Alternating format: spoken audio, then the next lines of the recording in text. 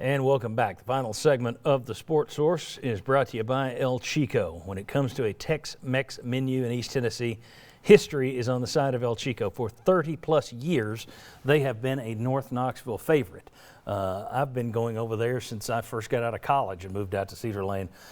This isn't the same old Mexican restaurant. So many Mexican restaurants you go in and the menu is identical to the one down the street, to the one across town. This is a different deal altogether. Dine in, carry out. Check out El Chico this week. You'll be very happy you did. All right. Rapid fire questions for Mr. Mark Pankratz in this segment. And then if we have time, I'll allow Vince and Jimmy to speak. First question. We don't exactly know what the schedule is going to be. It's not locked down yet. We do know it's going to be a shortened season. Now, that's going to play the same for everybody. Everybody's getting a shortened season. But with Rick Barnes' history, the way he builds a team, that's kind of where I'm coming from with this.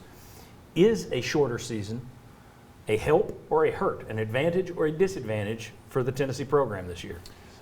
One, I would say it was a disadvantage because depth will be an advantage the longer a season progresses because other teams wear out. If Kentucky's only playing a bench of 7 guys, they're going to be more tired by the end of the year than Tennessee if they're playing 10, 11, 12 guys. So it's a disadvantage in that way. But I think as far as a preparation, when coaches are limited on what they're able to do with how many guys are in different workouts, this is a often senior-led team with the leadership of Fulkerson and Pons.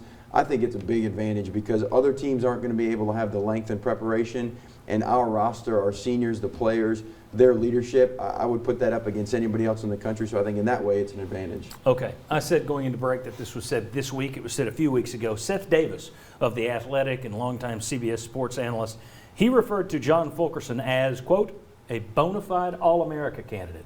Mark Pankratz, is he? Keyword candidate, yes. I think he is a candidate. He's definitely showed himself in different games last year as a really, really good player. Is he going to end up being an All-American?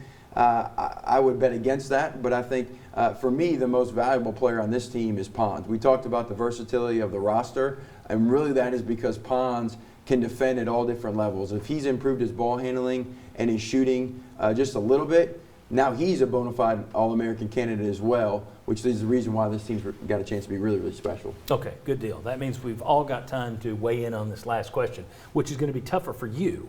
Well, it may be tougher for us because all these teams start to run together, at least in my mind. But since you've been around, and you arrived, what, Pearl's second year? Yes. Okay. Since you've been here, is this and we're talking potential here, obviously, is this the best roster Tennessee basketball has had? The first roster that I went to was Pearl's last year when you had Tobias Harris and Scotty Hopson, and you got guys like Jordan McRae and Jerron Mayman and Trey Golden that weren't even playing. Maybe Pearl's second year with the Wayne Chisholms, that 5-star class that all came in. But maybe I'm just caught up in the moment of the present, but this roster is special, and I think if not the best, they're right up there as number 2.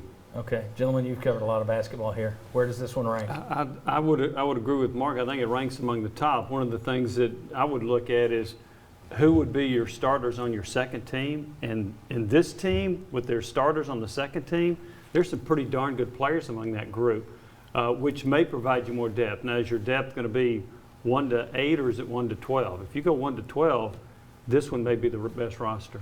Well, I've been here since 2010, so to me, there's no question. It absolutely is this team. There's no doubt about it. The depth, so many starting candidates, versatility of lineup, there's no doubt about this one.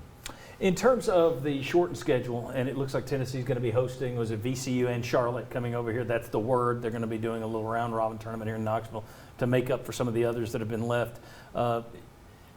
Rick Barnes likes to play a tough, challenging preseason schedule to get ready for the tournament. Does it hurt him not having as many opportunities this year in terms of building your dance card? I don't think it'll be about building the dance card, but I do think about just game action. You get over there and watch practice. I know you guys have been over there as well. There's not a ton of up and down play and fluidity of practice. It's a lot of a structured type environment, and so I think missing out on some of that will derail some of the preparation, but I don't think it's about being the NCAA. This team won't make the NCAA tournament. What's the expectation level for this team? Because I'm already hearing there are people saying Final Four bust. which is ridiculous considering the history of this program. I get it that you want to finally get to a Final Four, but saying Final Four or bust is kind of ridiculous anywhere. What is your expectation level? What should it be? My thing, remember this team was in the bubble last year. Probably didn't maybe get in the tournament. I think Sweet 16 is a fair expectation. I think if you get to the Sweet 16 and then kind of matchups, injury, I mean, then who knows what can happen. I think Sweet 16 is a fair expectation. Final Four candidate, but I agree with Sweet 16 being the expectation. If you get there and get the right breaks and the right matchup, you might make your first ever Final Four. But if you've never made the Final Four, it's hard for me to say that's an expectation. I think the expectation is Elite Eight. Fans want to see more than the Sweet 16 because they've deemed it as a disappointment before. With this talent, I think that'll be the expectation. Thank you, Vince Ferrara. Thank you, Jimmy Himes. Thank you, Mark Pancratz, for being back. It's good to see you through the glass. We'll have you back as basketball season kicks off. Thanks to all of you for watching. Thanks to our sponsors. Thanks to William York for watching. We appreciate it every week. We'll see the rest of you right back here next Sunday as we break down for 90 minutes the Tennessee-Arkansas game. That's next Sunday. Have a safe week. I hope we all do. See you next week.